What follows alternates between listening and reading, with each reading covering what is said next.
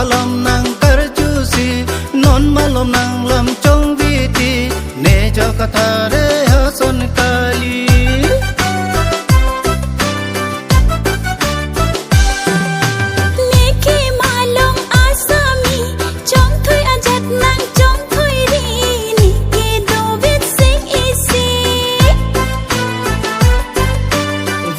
putari ro krai krede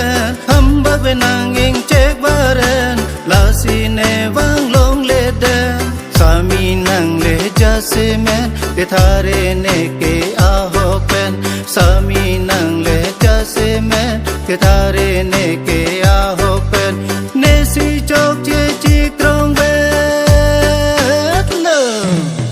nang jong si ne phan kang ho nang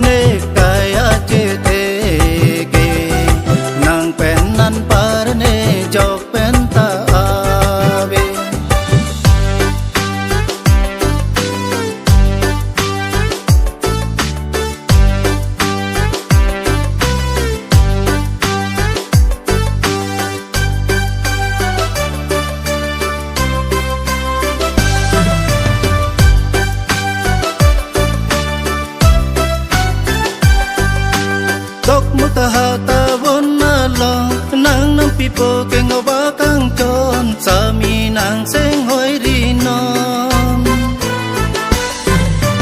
nang sa cho bai cho kaya thari